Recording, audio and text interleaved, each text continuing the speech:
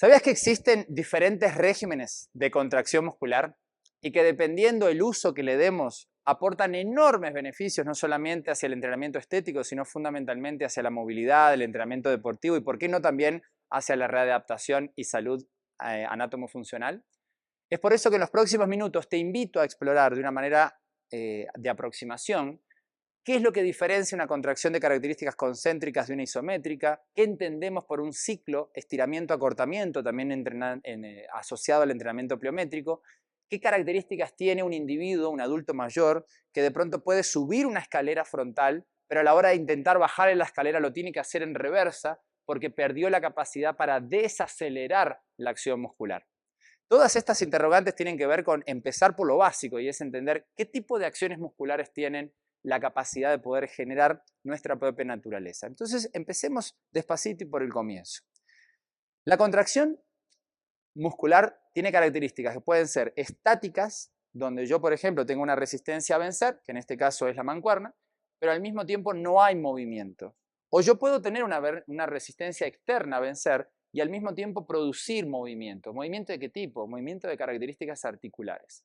A esta le llamamos isométrica, es la misma cantidad de movimiento, o sea, el movimiento no varía, aunque posiblemente si yo pudiese analizar lo que sucede dentro de una fibra muscular, hay mucho movimiento, pero es a nivel molecular.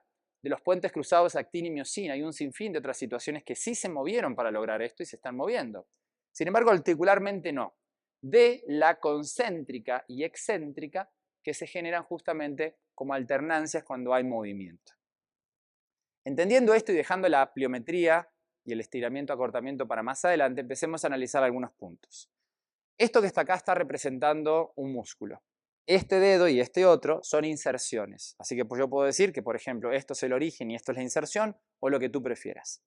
¿Qué es lo que sucede cuando hay una resistencia externa? La parte más fuerte, la parte más pesada, fungirá de anclaje. Y la parte más ligera fungirá como el punto que se mueve hacia el otro.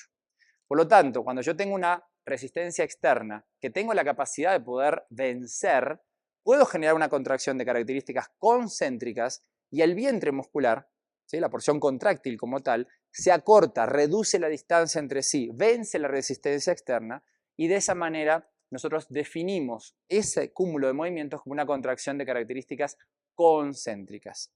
Ahora la pregunta es, ¿qué ventajas tiene el concéntrico? Bueno, el concéntrico, en definitiva, es una acción que nos permite, por ejemplo, en la extremidad inferior, hablando de la motricidad humana, la propulsión y la locomoción. Nos sirve en casi cualquiera de las acciones de la vida cotidiana para nosotros vencer una resistencia, como el peso, por ejemplo, de un vaso, acercarlo y poder beber.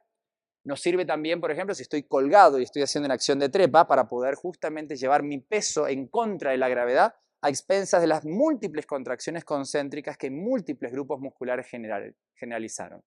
¿Sirve también para producir hipertrofia? La respuesta es sí. Sin embargo, los estudios más recientes confirman de que no es la concéntrica la que más hipertrofia puede generar, aunque cuando el régimen es concéntrico enfáticamente, por supuesto que obtenemos, si los niveles de tensión fueron adecuados, volúmenes de hipertrofia adecuados.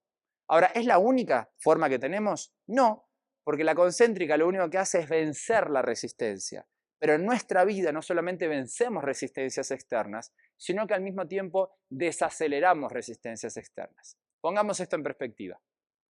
Tenemos un adulto mayor, como decíamos recién, que está descendiendo de una escalera. ¿Vamos bien?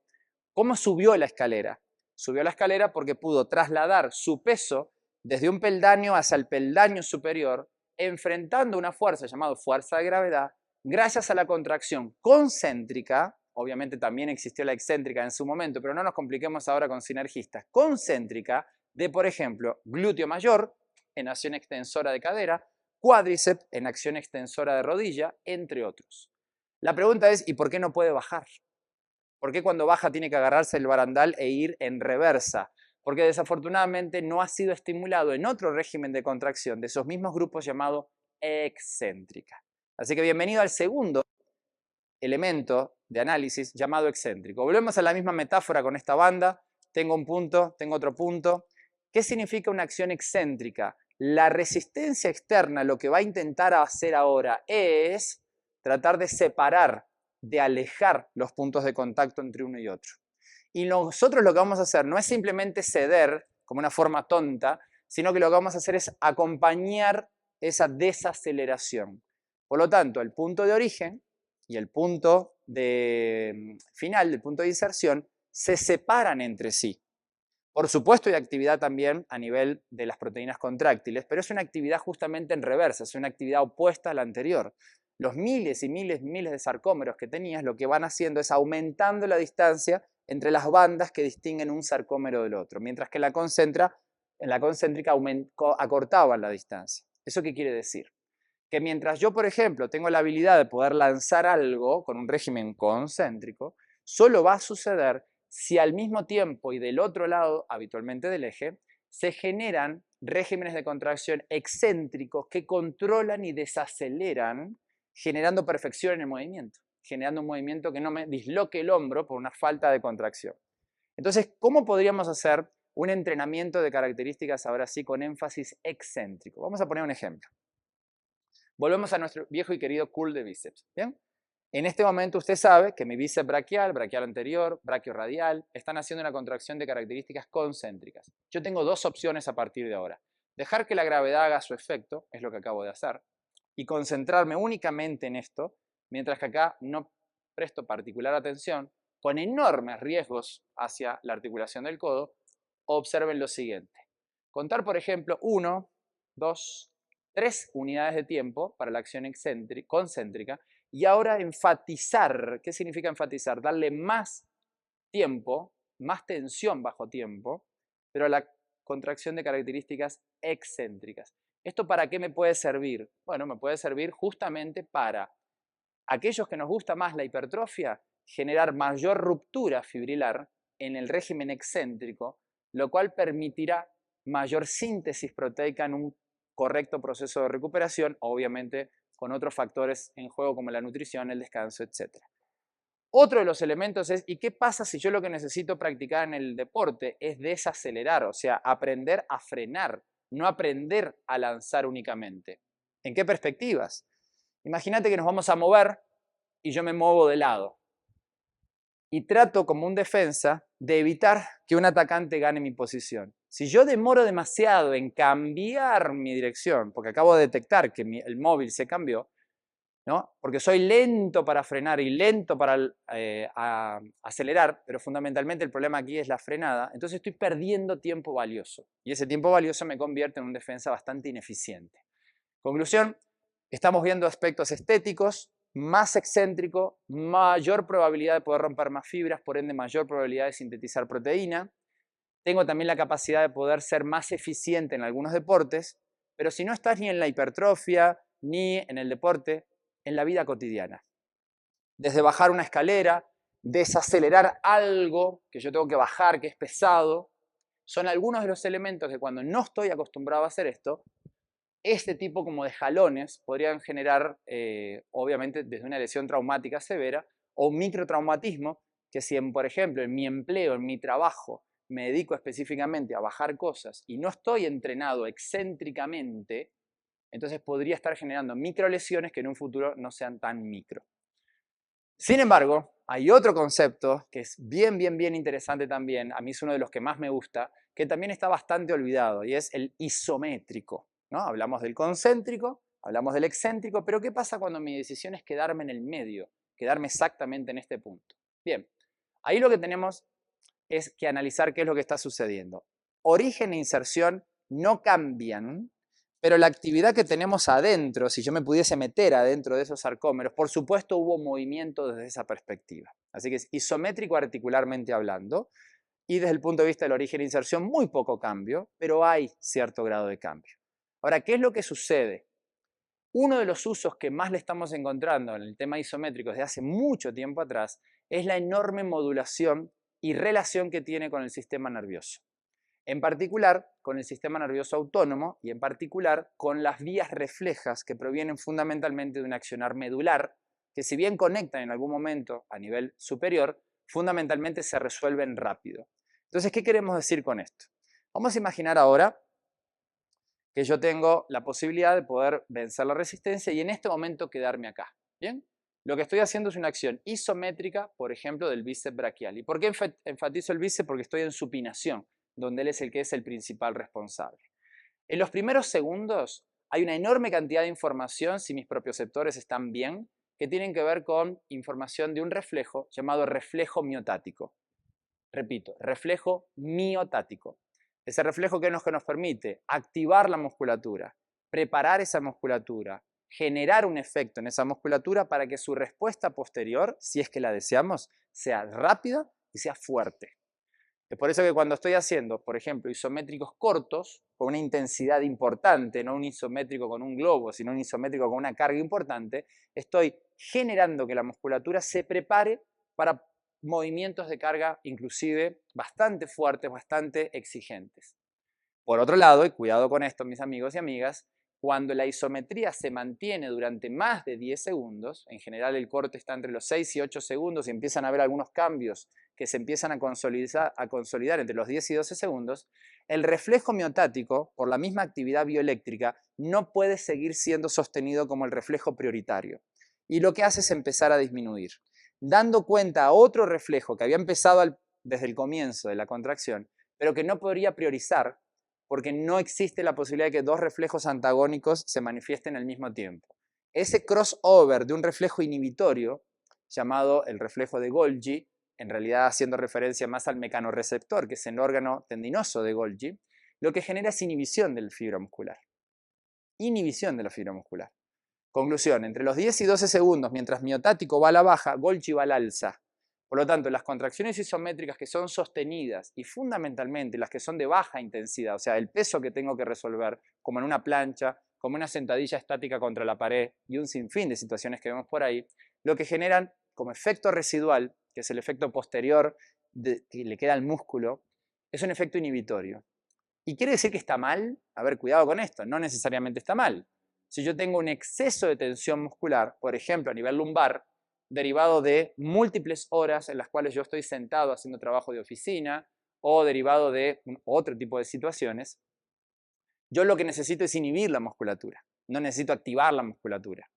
Para inhibir la musculatura y tratar de que a través de la inhibición yo pueda entonces resolver otro tipo de problemas, una de las funciones, hay múltiples escuelas, en algunos casos las activamos jugando con el antagónico, pero en este caso me refiero al inhibir, puede ser también la aplicación de algunos estímulos asociados con fundamentalmente dejar conectado el reflejo inhibitorio. Para eso, las isometrías de larga duración pueden ser un buen recurso. ¿Es el único recurso? No, también utilizamos estiramientos, utilizamos foam rolling, utilizamos muchas otras cosas para estimular. Pero en términos de reflejos, esto es bien importante en la isometría. Otro punto alucinante. Imagínate que estás nadando, ¿no? Metes la mano adelante, ¡pac! Y aquellos que les gusta nadar, sabemos que aquí se empieza a generar el catch, que es el punto donde empiezo a generar mayor tensión. Pero cuando paso por acá es donde justamente estoy generando una gran cantidad de fuerza. Luego más atrás también necesito fuerza para ampliar el rango de la brazada, terminar y volver a entrar al frente. La pregunta es, ¿qué pasa si en estudios cinemáticos o la misma observación de mi entrenador, la entrada fue buena, el catch fue bueno, el codo sigue arriba, buena propulsión, pero termino corto? Y otra vez. Y salgo acá. Y salgo acá. Lo cual, para alguien que le gusta correr, sería como una zancada, donde en lugar de terminar atrás con la cadena extendida, en realidad termino mucho más corto.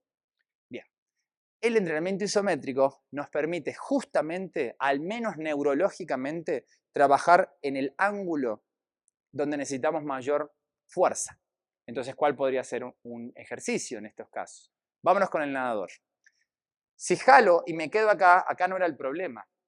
Bien, si jalo la liga o la cuerda que traigo al frente y me quedo estáticamente justo donde es el problema, tengo mayor capacidad de poder en esa posición, que se llama debilidad posicional, en esa posición en particular, aumentar la cantidad de aferencia-inferencia del sistema nervioso y por lo tanto en esa posición ser un poco más fuerte. Obviamente, si solo hago isométricos, no quiere decir que mañana voy a nadar y tener una superpropulsión. Pero si lo que me faltaba era un poco más de propiocepción y de fuerza neurológica en esa posición, ahora con ejercicios concéntricos y excéntricos, entonces voy a tener más probabilidad de construir también más estructura, más masa muscular, pero al mismo tiempo con una vía neural que sea buena. Entonces necesitamos la combinación claramente de ambas para poder lograr el resultado. Ni hablar aquellos que trabajan con individuos que desafortunadamente han tenido lesiones en rodilla o en codo, que dicen, aquí está bien, ahí me duele, ahí no me duele, ahí no me duele, ahí no me duele, ahí me duele, ahí no me duele. Bueno, entonces, si yo trabajo concéntricos, excéntricos, siempre voy a estar pasando por un punto disfuncional. Quizás no sea el momento, pero quizás sí sea el momento de poder hacer isométricos, isométricos, isométricos, no meterme donde duele, seguir haciendo isométricos, isométricos, isométricos. Es decir, abandonar el punto de problema, pero seguir estimulando el resto del abanico de oportunidades articulares. Y otra de las características que es maravillosa del isométrico es que si yo estoy en este ángulo, trabajando en este ángulo, el isométrico al mismo tiempo en forma refleja tira 15 grados de mejoría hacia un lado y 15 grados de mejoría hacia el otro. Por lo tanto, yo lo que podría estar hablando es que una sola posición te marca 30 grados de mejoría neurológica, 15 hacia un lado y 15 hacia el otro del espectro de plaga. Ya nos estamos metiendo un poquito más en asuntos específicos, pero es difícil a veces encontrar una comparación tan rápida entre beneficios del concéntrico, propulsión, velocidad, ofrecer una resistencia externa, algo de aceleración, contra el excéntrico, desacelerar, controlar, hipertrofiar, versus el isométrico, aumentar todo lo que es la aferencia y eferencia y conectividad neuromuscular para fines, ya sea de terapia, de readaptación, de deporte, y donde menos injerencia tiene todo esto, y a veces estamos muy confundidos y invertimos mucho tiempo en esto, es en los cambios estéticos. No hay un alto consumo energético en una contracción isométrica, salvo una isometría de muy alto grado, ¿no? No hay tampoco un grado de hipertrofia importante en la isometría, por eso no utilizamos regímenes isométricos para que crezcan nuestros brazos, y eso es bien importante tenerlo en cuenta para dejar de pronto de invertir demasiado tiempo en algo que dio su régimen en activatorio interesante, pero más allá de eso después no tiene otra significancia, salvo en los casos anteriormente citados. Ahora, ¿podríamos utilizar, y ya para despedirnos, un régimen de contracción que incluya los tres? La respuesta es sí, y dejaremos para la siguiente cápsula el ciclo estiramiento-acortamiento. ¿Cómo podemos hacer para combinar los tres en un mismo régimen de movimiento, tratando de contra una resistencia sacarle el máximo nivel de intensidad? Ahí les va una estructura. En esta estrategia, yo lo que voy a hacer es un curl de bíceps, por poner un ejemplo simple, donde lo primero que empiezo a hacer es un régimen concéntrico y control excéntrico. Vamos a suponer que lo que quiero ahora no es enfatizar una ni otra, por lo tanto el tempo es 1, 2, 1, 2. Pero hay un momento en lo que se empieza a presentar una fatiga, fundamentalmente de características periféricas, es decir, hay una gran cantidad de fatiga de las fibras musculares, también de las motoneuronas que están mandando la señal a esa fibra, y entonces cada vez me cuesta más lograr la concéntrica, pero todavía tengo bastante para dar en la excéntrica. Entonces, ¿qué es lo que podemos hacer ahí? Viene la asistencia externa, llámese entrenador, que lo que genera es una asistencia en la concéntrica, que es la que ya chafió o ya viene a la baja, pero sigo con el régimen de contracción excéntrica. ¿Vamos bien? Alguien me asiste y yo controlo, controlo, controlo, controlo. También le llamamos énfasis negativo. Alguien me asiste y yo controlo. Pero hay un momento que ya ni siquiera queriendo puedo controlar el excéntrico. Entonces, ¿dónde podemos terminar de rematarla? Alguien te asiste, controlas, te detienes en los 90 grados, isométrico, isométrico, isométrico, isométrico, isométrico, hasta que definitivamente, por más que tu sistema nervioso diga manténlo, la respuesta neuromuscular es ya no tenemos materia prima para poder lograrlo. En esos regímenes está llevando el sistema neuromuscular ya a sus máximos niveles de expresión, no se utiliza todo el tiempo, pero sería una forma bastante atractiva y bastante enriquecedora, esporádicamente, de poder llevar tu sistema neuromuscular en su máximo nivel de expresión cuando las papas queman. Soy Jorge Rodríguez, docente de Fitness and Health Institute. Espero que este pequeño tutorial con relación a regímenes de contracción haya sido de tu agrado. Si te gustan estos temas, si te encanta abandonar la superficialidad del tema y por lo menos meternos un poquito más la cabecita dentro del agua y ver qué hay atrás de los regímenes de contracción, te invito a que visites el catálogo súper rico de cursos que tenemos en nuestra propia página y que también sigas conectados porque tenemos más tutoriales de este tipo para vos. Que tengas un excelente día, tarde o noche y a la hora de entrenar, a poner esto en práctica. Chau, chau.